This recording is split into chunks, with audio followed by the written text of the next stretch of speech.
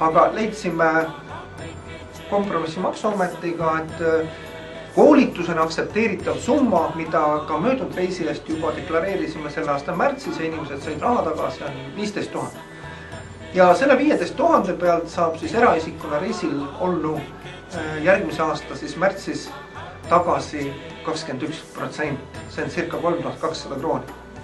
Teine grupp, keda ma näen, kes võib olla esindatud, on kui firma saadab oma töötaja, et tegemist on õppereisiga, koolitusreisiga, kogemuste omandamise reisiga ja kui ikkagi need teemad haakuvad ka nüüd selle firma esindajana saadetud inimese igapäevatööga või aitavad kaasa tema edasisele arengule ja võib-olla sellele võimekusele ja suutlikkusele oma panust edaspidi protsessis anda, siis lähtuvalt sellele meie poolt kirjeldatud koolitusprogrammile firma siis saab ise teha otsuse, kas ja millises summas on võimalik need reisikulud kanda otse koolituskuludeks ja nii, et seda ei tõlgendataks erisoodust.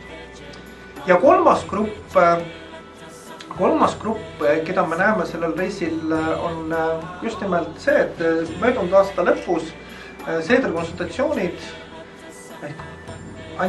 esitasime taotluse EAS-ile ja meid kinnitati nimekirja, koolitusfirmade nimekirja, kelle koolitustel osalejad saavad, kui need osalejad esindavad FIE staatust või on väikeettevõttest või mikroettevõttest, siis saavad esitada taotluse saamaks koolitusosakut. See koolitusosak on 15 000, see on 15 000 olenemata osalejate arvust, see on siis per üks ühik, ütleme see ühik on firma siis. Mitte kui näiteks ka väikeettevõttest tuleb mitu inimest, siis see osak on ikkagi 15 000. Aga seda tasub uurida ja see taotlus tasub esitada. Kui me juba selles nimekirjas oleme, see taotluse vorm on ju lihtne, soovitan vaadata täiendavat infot veel EAS-i kodulehelt, see on www.eas.ee/koolitusosak ja taotlemine on tehtud võimalikult lihtsaks, tuleb ära täita üks A4 formular, lisada tegevusaruanded, mis näitavad EAS-ile, et on tegemist toimiva firmaga ja lisada juurde meiepoolne koolituspakkumine. Selle saab meie käest, meiepoolne koolituspakkumine. 5 tööpäeva jooksul antakse vastus ja kui see vastus on positiivne, siis see on teile garantiiks, et kui te olete reisilt tagasi tulnud, siis EAS tagastab teile 15 000. Ma arvan, et sellist pakkumist tasub kaaluda, selleks, et kui me lahutame nüüd 38 miinus 15 000 on 23 000, siis sellises olukorras selline pakett, selline koolitusreis on väga, väga soodsa hinnaga. Ja mis veel? Veidikene räägin veel sellest marsruudist. Ja marsruut, ma rääkisin üldpõhimõtted, mille järgi me marsruuti valisime, aga vaatame ka veidikene seda kaardil. Me teeme tinglikult öeldes sellise suure kolmnurga, alustades Pekingist ja lõpetades Pekingis. Siis me liigume nii nagu jutt oli mööda keisririigi pealinnu ja siis muid neid välja valitud sihteesmärke. Ja siia tee peale jäävad näiteks Pekingist Xi'ani on kõige pikem rongisõit. See rongisõit on 1100 kilomeetrit korralikus kupeerongis ja edasi liigume bussiga, külastades siis neid järgimisi välja valitud objekte.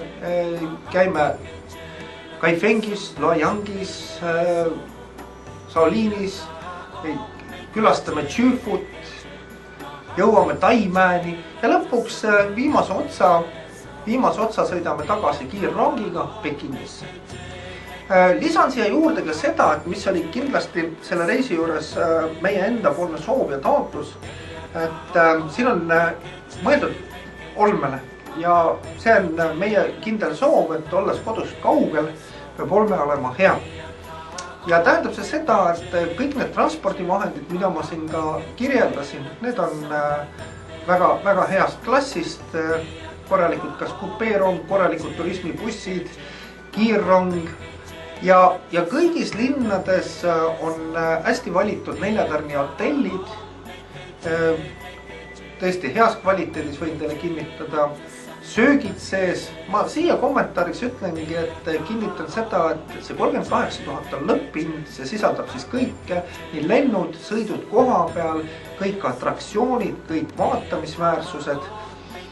Midagi siia ei lisandu, välja arvatud on loomulikult teie enda taskuraha ja seda taskuraha on soovitav siis kuskil ütleme võib-olla $500–600, $400 eurot, aga see on pigem orientiir, koha peal saab maksta kaardiga, võtta sularaha välja, sellised tehnilised tingimused, võimalused on kõik olemas. Ja mis veel lisandub, mis siiski on igaühe enda otsustada ja teha, kas soovitakse vaktsineerimist. Vaktsineerimine selles piirkonnas, oleme konsulteerinud ka arstiga, selles piirkonnas vaktsineerimine ei ole kohustuslik ja ma väidan, et ei ole ka vajadust. Me oleme ikkagi Põhja-Hiinas, suhteliselt Põhja-Hiinas.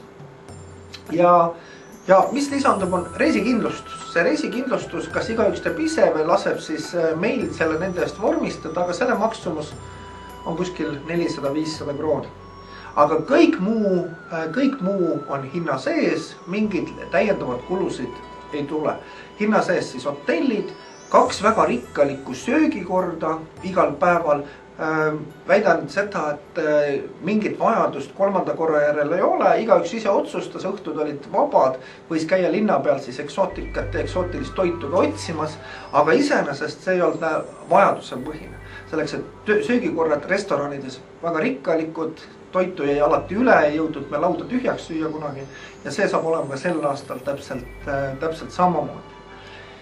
Ja mis veel kindlasti see, et rõhutan küll kogu aeg, et õppereis, siis ärge sellepärast tundke hirmu, et kui teil, nimetasin ju, et me oleme ka Feng Shui õpetajad, et kui teil pole varasemad kokkupuudet Feng Shuiga.